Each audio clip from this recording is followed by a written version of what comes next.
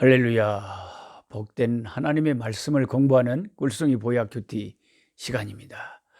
오늘은 204일째로서 이사야 23장에서 25장 말씀을 공부하려고 합니다. 제 복장을 보시니까 어떻습니까? 아주 중무장을 하고 있죠. 여기는 그만큼 춥습니다. 한국이 한참 더울 때는 이 남반구는 항상 겨울에 접어들어서 춥습니다. 여기 바로 국경 너머 레소토는 산속 국가라서 하얗게 눈이 올 때도 있을 정도로 굉장히 추운 곳입니다. 그래서 저는 지금 이 촬영을 하면서도 옆에다가 막 난로를 벌겋게 놔두고 자, 추위에 대비해 가면서 촬영을 하고 있습니다. 한국이 추울 때는 여기가 덥고 한국이 더울 때 여기는 춥습니다. 예. 오늘도 저는 우리 신학교 우리 목사님들과 함께 복된 시간을 많이 가졌어요. 참 어떤 분은 짐바브에서 오고 어떤 분은 말라위에서 오고 어떤 분은 산속 깊은 곳에 왔는데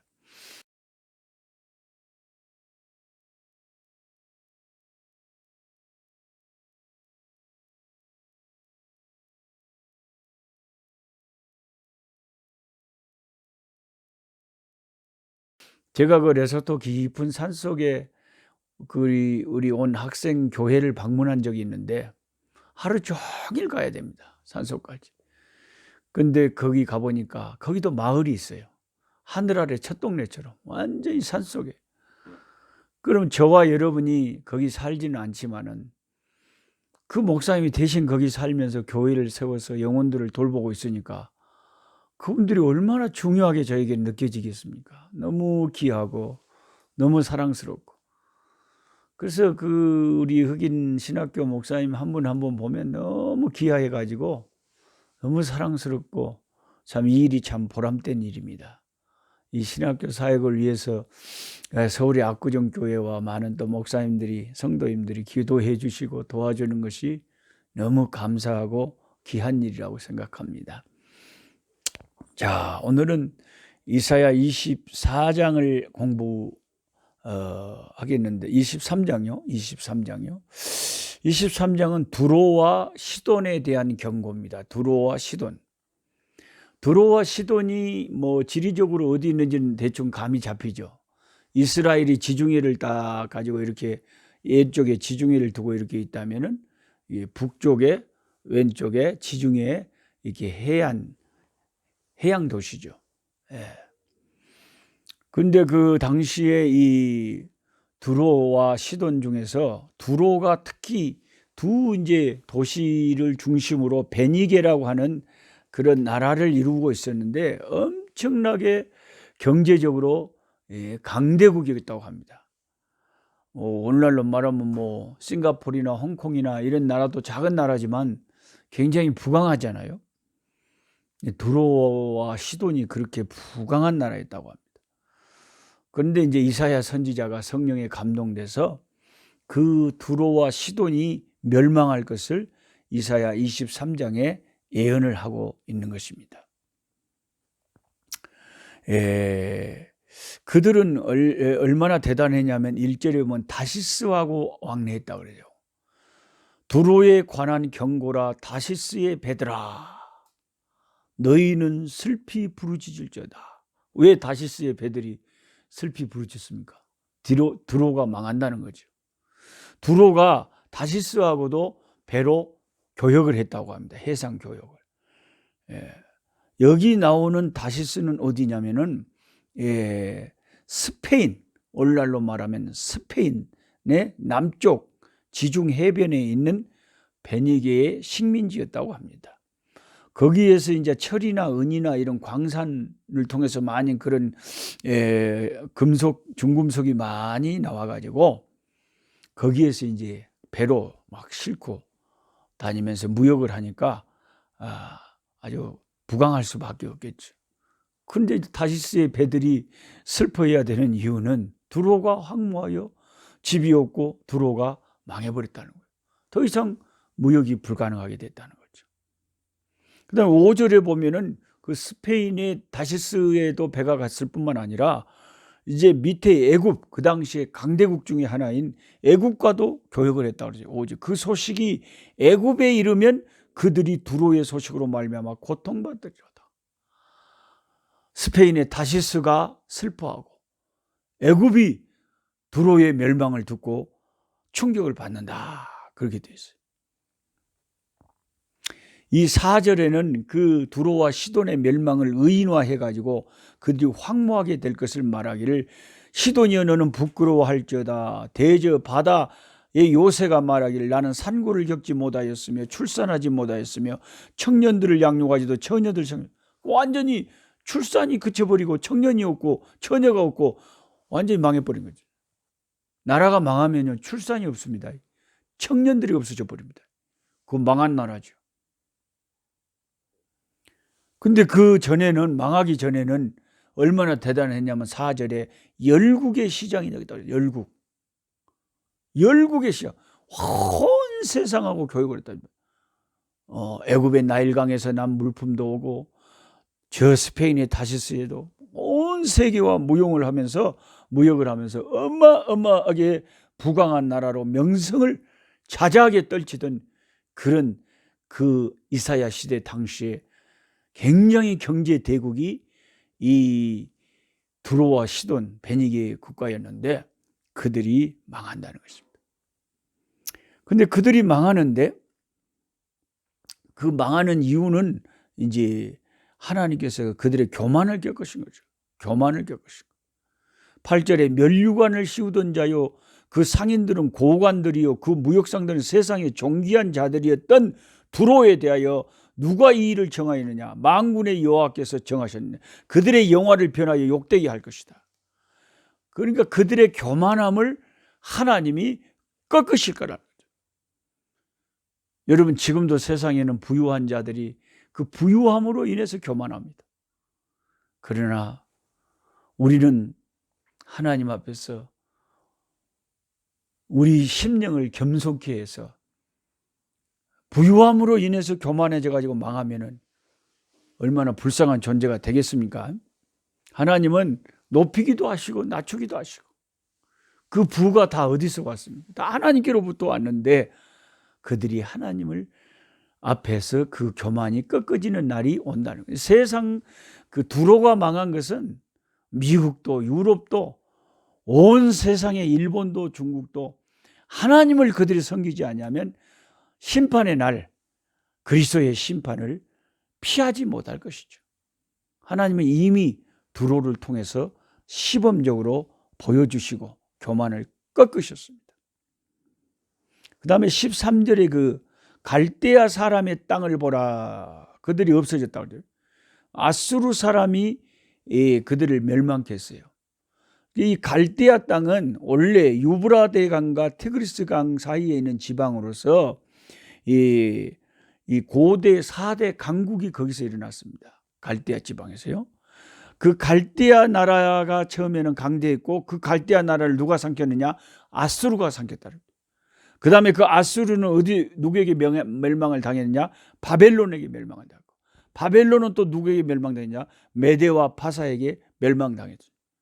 그러니까 그 갈대아 지역, 유브라데스 강과 티그리스 강이 흐르는 그 아주 비옥한 고대 강대국이 있던 나라도 차례차례 다른 나라에 삼켜지면서 오래 가지 못하고 망한다 이거죠.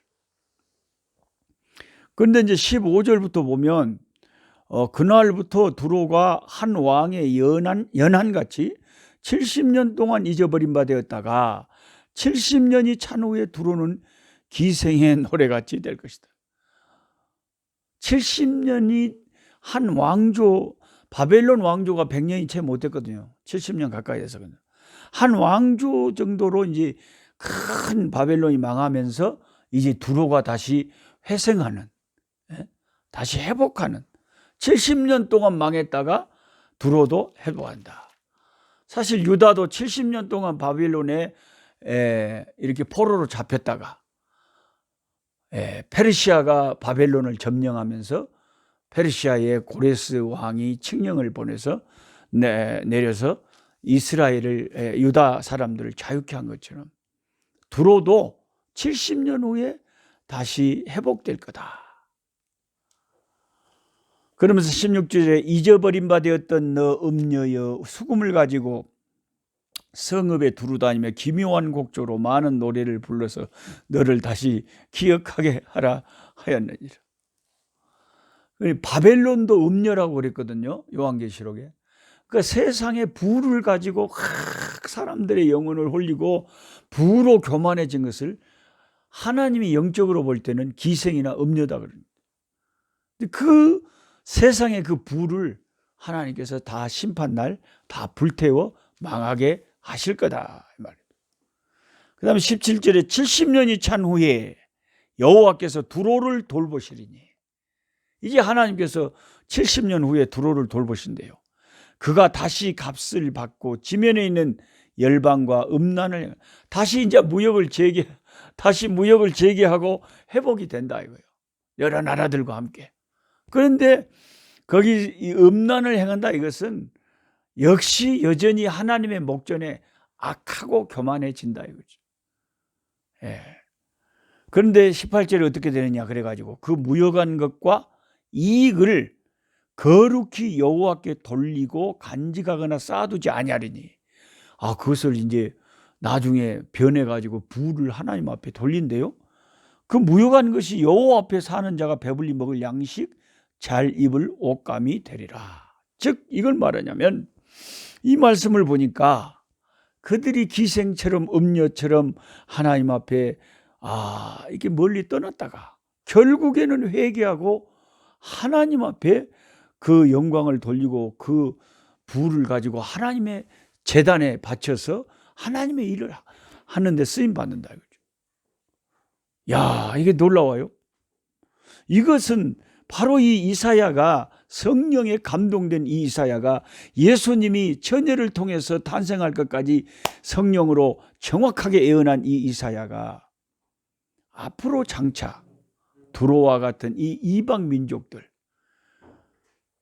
온 세상에 오직 돈만 최고인 줄 알고 사는 인간들이 이제 이 예수 이름의 복음이 온 세상에 전파지는 성령의 이 역사 가운데, 성령의 시대 가운데 사는 가운데 온 세계에 복음이 전파되고 두로와 같은 나라에 사는 사람들이 예수님께로 돌아오고 하나님에게 하나님의 백성이 된다는 놀라운 소망의 예언을 하고 있는 것입니다. 사실 그렇잖아요. 제가 중국에도 선교하러 안식년 때 자주 가보고, 일본에도 자주 가보고, 필리핀에도 가보고, 태국에도 가보고, 참 여러 나라를 가서 말씀을 전하고, 안식년 때 또 한국에 있으면은 여기저기 다니면서 말씀을 전하고 그러는데요.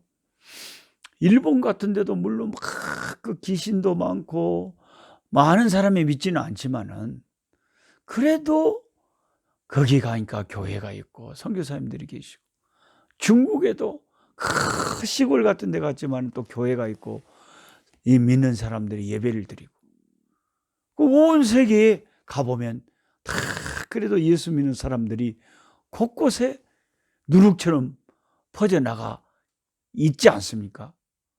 이게 두로가 교만하고 참 정말 음녀같이 그랬지만 결국 하나님께서 마지막에 역사해서 그들도 여호와께 그들이 무역한 것을 가지고 돌아와서 하나님께 드리고 하나님의 일을 한다. 이 이사야의 예언이 이 마지막 때에 다 이루어졌지 않습니까? 그러니까 이 성경의 이 구약의 예언들, 또 신약의 말씀들 하나도 다 헛된 말씀이었고 다 그대로 이루어지는 말씀들이다. 참 놀랍습니다. 그 다음에 이제 이사야 24장으로 가보시면 하나님께서 이제 땅을 벌하시고 땅을 심판하신다. 이게 주제가 되는 장인데요. 1절에 보라, 여호와께서 땅을 공허하게 하시며 황폐하게 하시며 지면을 뒤집어 엎으시고 그 주민을 흩으시리니 백성과 제사장이 같을 것이며 종과 상전이 같을 것이며. 이것은 무슨 말이냐면 그 지위가 상관없다는 거예요. 심판이 시작되면 아이고 저 목사였는데요, 저 제사장이었는데요, 아이고 저 사장님이었는데 막 이런 게 필요 없다는 거예요. 백성과 제사장이 같을 것이며 종과 상전이 같을 것이며, 자 빌려주는 자와 빌린 자, 뭐 이자를 받는 자와 이자를 내는 자, 이 하나님이 이 땅을 다 앞으로 불태워 심판하실 때는 남녀노소 빈부귀천 그런 게 필요가 없다 이거죠. 야, 하나님의 심판이 이제 이사야 24장에 그동안은 각 나라들에 대해서 시돈과 두로와 에돔과 바벨론과 애국과 구스와 수많은 나라들을 이사야가 예언하면서 그들의 심판과 멸망을 예언하더니 이제는 온 세상 땅이 다 심판받을 것을 예언을 하고 있어요. 그래서 7절부터 13절까지 보면은 이제 새 포도즙이 슬퍼하고 포도나무가 마음이 좀, 그러니까 즐거운 잔치가 변하여 장례식이 될 거다 이거요. 예? 소고치는 기쁨이 그치고 즐거워하는 소리가 끊어지고, 이제 심판날에는 이를 갈고 슬피 우는 무서운 하나님의 심판이 땅을 진동시키고 확 쏜, 얼마나 무슨 19절에 땅이 깨지고 땅이 갈라지고 땅이 흔들리고 이사야가 반복해서 말하잖아요. 19절에 그렇게 써졌죠. 땅이 깨지고 땅이 갈라지고 땅이 흔들리고 땅이 취한 자같이 비틀비틀하고, 이런 표현이 참 실감나네요. 땅이 비틀비틀한다니까요. 사람이 그런 게 아니라 땅이, 그 온 세상이 다 불타 없어지는 거예요.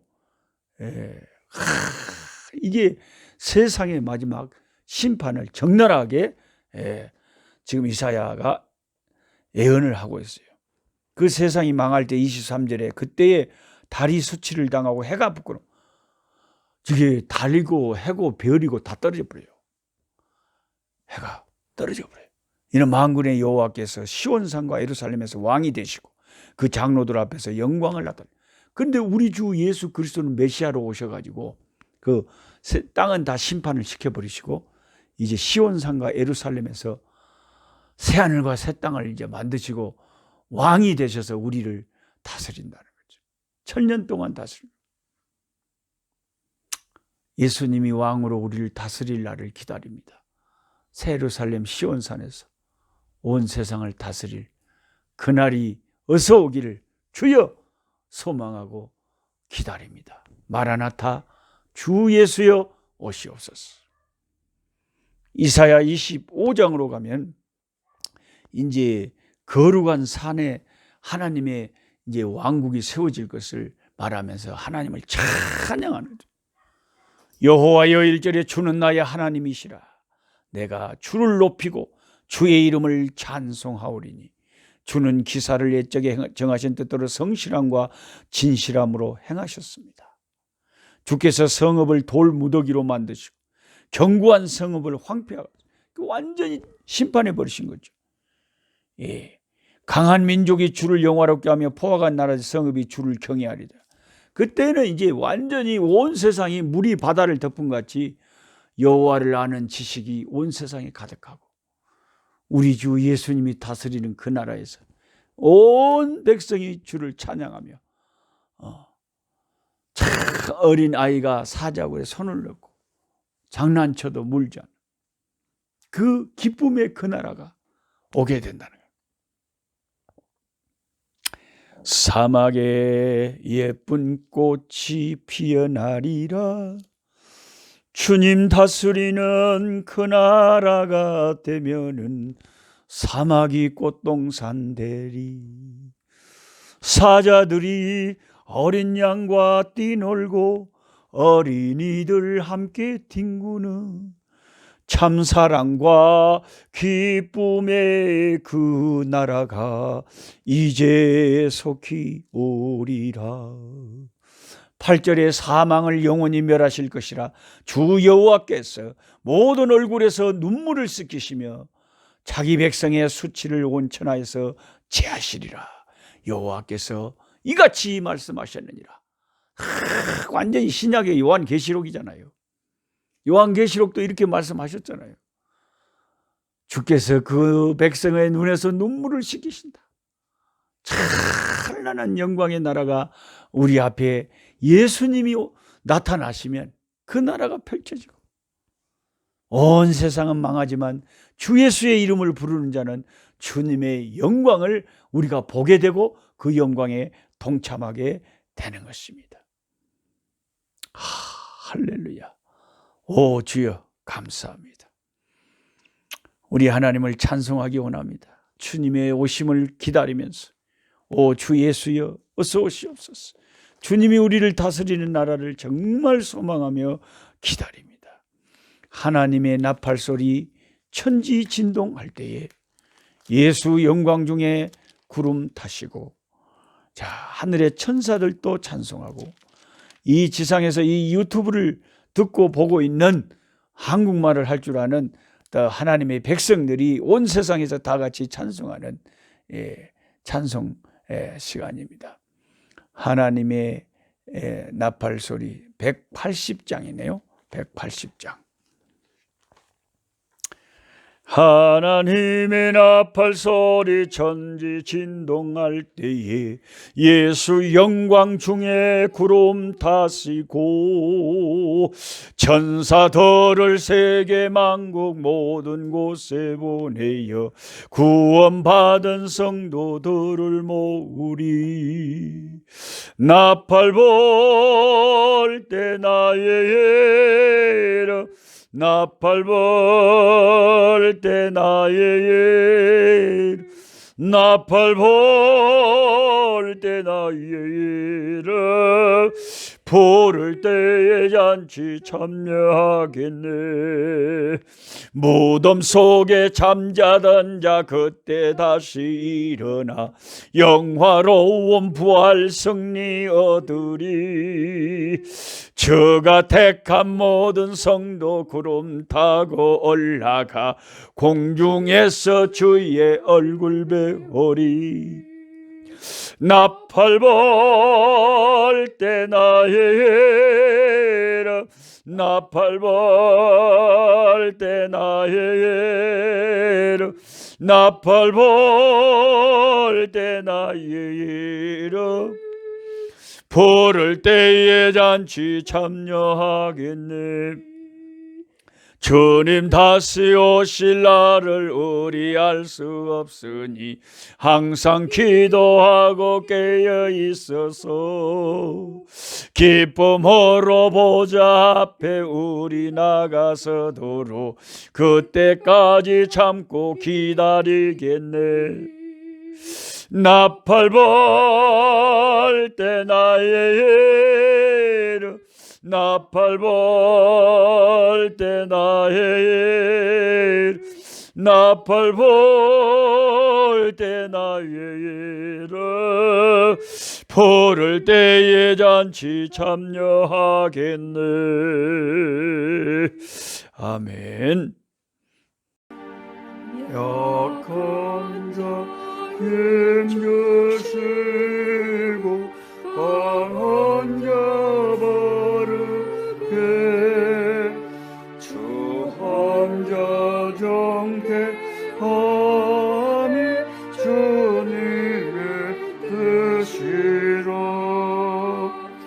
해 아래 압박 있는 곳 주 거기 계셔서 그 팔로 막아 주시오.